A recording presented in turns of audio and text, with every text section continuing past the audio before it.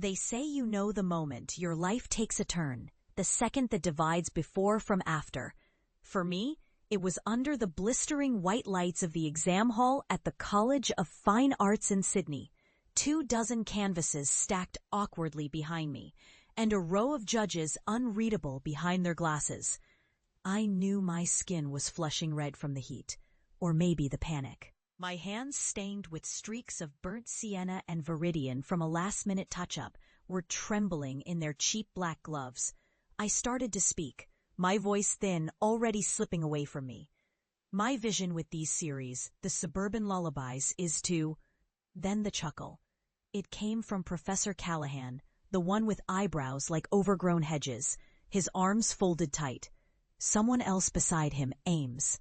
The visiting critic didn't bother suppressing a little laugh when he saw the way I'd painted the windows wonky and let the house fronts bleed into the dusk sky.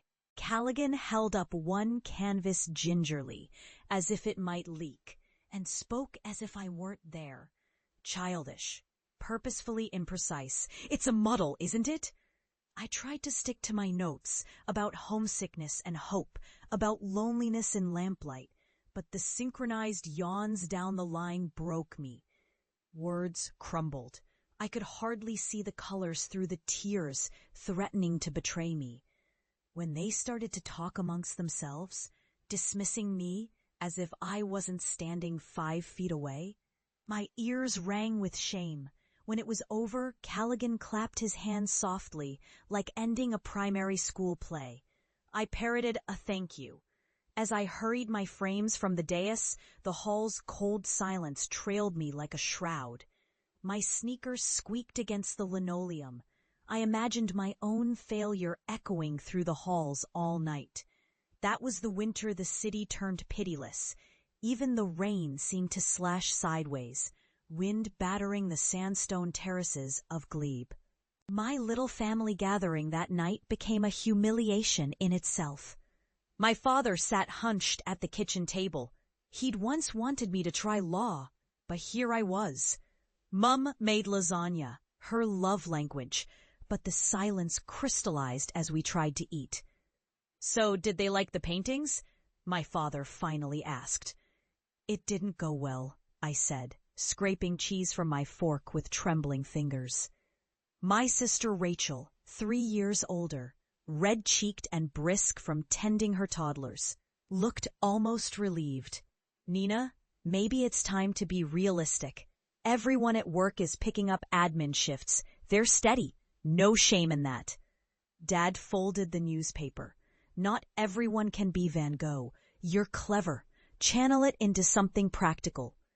I tried to meet their eyes. "It isn't about..." But the words caught.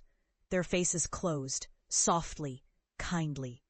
My mother smiled, sad-eyed, and topped up my water glass. I felt their disappointment, heavy as sodden canvas. That night, teeth brushed in burning silence, I watched my hands in the mirror, an artist's hands, paint always seeping into the creases, and wondered if they'd ever matter to anyone else. The next few weeks, my phone pinged with rejections. "Not the right fit for our gallery. We wish you luck with your creative journey." The city felt too large for me, my world compressed to my tiny rented room with mold on the ceiling and all my canvases tucked beneath the bed. A silent army of proof of my foolishness. Even my friends faded after a while. Invites dwindled, then stopped altogether when I turned glum and vague at every pub meet. I'd trudge home from yet another failed interview, see packs of kids tagging the brick underpasses with neon birds and alien faces, and think, at least they dared to leave a mark. But shame is strange. I painted through the small hours as the city hissed in the gutters, hands blistered and cramped but alive. It was solitary, raw, almost prayerful. My eyes sharpened to subtler things. The way taillights fractured on wet concrete, the faded blues of neglected fences, the hopeful gold coming from flats at dawn. All my failures leached into the paint. I took shifts at a coffee shop. Steamed milk stained my apron instead of paint. Tips barely covered rent.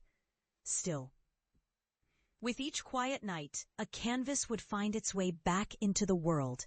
A post online, a friend's bedroom, a stall at the weekend markets in Newtown.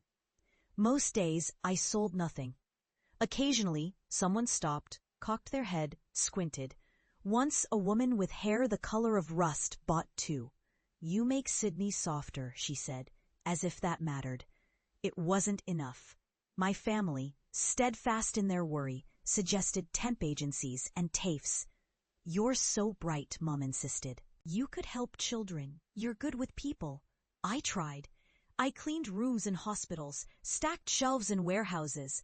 The money came, but vanished with bills. Each job felt like erasing myself. Yet the city's hush at 3 a.m. was mine alone. Brushes, canvas, the comfort of my own company. Those nights were the only place my dreams meant anything. Then a crack of hope. A DM from a gallery assistant I'd never met. "Saw your Queens Road painting on Instagram. Our new show is about the secret city. Want to submit?" At first, I thought it a joke, but desperation does not care for pride. I packed my painting in brown paper, splurged on a rideshare to Surrey Hills, and presented it. Heartbeat ringing in my ears like recital day. This time, the woman from the gallery looked right at me. She ran her fingers along the thick strokes and said, "This one aches." The show went up the next month. I was slotted in, one painting near the fire escape.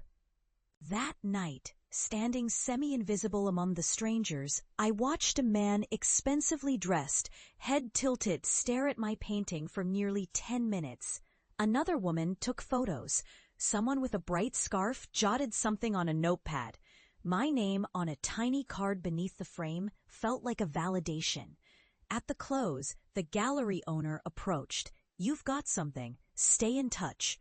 I left the gallery shivering in the cool air, not from cold, but the unfamiliar buzz of hope. Not acceptance, but the beginning of a second chance. One show led to another, a group display in Redfern, a portrait contest entry in Circular Quay. I took every opportunity, sometimes at a loss, sometimes alone in rooms where nobody but cleaning staff paused to see what I'd made. Step by step, I learned to trust my perspective. When online sales trickled in, I started saving. I moved to a shoebox studio near the train lines, waking up to rattling carriages and the rising sun. 4 years passed in a blur of work, paint, and sleepless grind. I stopped comparing myself to anyone I'd known. I stopped seeking my parents' approval. Instead, I poured everyday beauty into canvases. The tender chaos of corner stores at dusk, teenagers jumping fences, couples kissing beneath street lamps, a city always searching for something soft beneath its grit. Unexpectedly, a new message. Nancy Wu, a curator for a mid-South city gallery. "We're looking for local artists who see Sydney differently. Would you consider a solo show?" Alone in my flat, I gave a silent yes and then jumped, grinning, in a circle of laundry and scattered sketchbooks. The weeks leading to the show were grueling. Painting late into the night, cataloging my work, drafting descriptions and press releases alone. The gallery staff encouraged me. "Don't hide. People want to feel." I tried to believe them. Opening night arrived fast. The fragrance of fresh paint, the chill from the open doors, glasses glinting on high tables, strangers congregating in hopeful clusters. The gallery was lined with my work, 23 pieces, each a postcard of survival. But it was the invitation I had hesitated over most, addressed to my family, and at Mum's gentle behest, extended to the old neighbors and even a few who'd laughed at my artsy phase years before. Part of me wanted to stay hidden in the kitchen all night, but courage, for once, overruled shame. I waited near the entrance as figures began to stream in. Rachel arrived first, her mouth tight in worried pride, followed by Mum trailing her homemade banana bread as a peace offering for the gallery staff. Dad appeared much later behind a knot of neighbors, Mr. Curran, still in his electrician's uniform, Ms. Tabler with her small poodle, even Mrs. Imami, who once had told me at a barbecue, "You'll waste your spark with a paintbrush, love." Their faces, all taken aback by the scale of the room, by the crowd, by the spotlight, so different from the gatherings at our kitchen table. They looked at me, then at the art. I saw the doubts flicker and fade, replaced by slow, stunned recognition. The biggest painting, right in the middle, was Home Fire, the view from our old porch, lamplight leaking into the yard, eucalyptus trees melting into violet dusk. I watched Mrs. Imami squint at the brushwork, then touch the card underneath as if the ink might prove counterfeit. Nina Costas. Rachel wandered between the paintings, eyes shiny. Dad's lips moved, but I couldn't hear a thing. His eyes never left the walls. That night, people did not just look. Some wept, some laughed, some took photos. Critics from small city papers approached me for quotes. A curator from Melbourne promised to keep in touch. But it wasn't until my father gently took my arm and led me to the Home Fire painting that I felt the years compress into that single moment. He cleared his throat. For once, his words did not tumble out brisk or casual. "You painted us. All of this, our street, even the old milk van. Look at that. I remember. You always saw things I missed." His voice was shyer than I remembered. "I'm sorry, Nina. I wish I'd understood then. I'm proud. This is more real than I ever dreamt." Mum, never one for speeches, wrapped her arms around me fiercely. She whispered, "You kept going. You didn't let us stop you. I see you now, darling." Rachel just squeezed my hand and stood silent beside me, the two little nieces asleep at home, soon to ask about their odd, stubborn aunt, and the paintings that now hung on real gallery walls. As the night wore on, the skeptics gathered. Mr. Curran, usually the life of any backyard party, now silent. He caught my eye. "Didn't think you'd pull this off, Nina. Not gonna lie, always seemed a bit out there. But bloody hell, these are beautiful. You've changed this whole scene." I nodded, breath rising slow, the years of doubt lifting bit by bit. They all filed past, murmuring, "Did you see this one? That boy by the fish and chips? Is that our station at sunrise?" She made it. Soon friends from every era, former coffee shop coworkers, old studio mates. Strangers who'd followed my work online stood in the same room as every doubter who'd once pitied or patronized me. It wasn't loud. The music was soft, the lights warm as a summer evening, the sweet hush of sincere awe crackling in the air.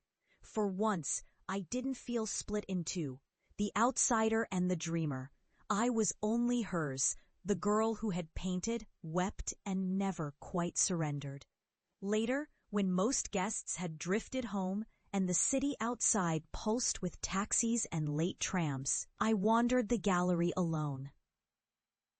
The paintings looked back at me, each one housing not just the city, but the ache, the longing, and the stubborn courage that bound me to this place. It rained lightly as I left the gallery. Water pooled in the cracks of the pavement, reflecting the city's warm windows. My parents waited beneath the awning. They wanted to see my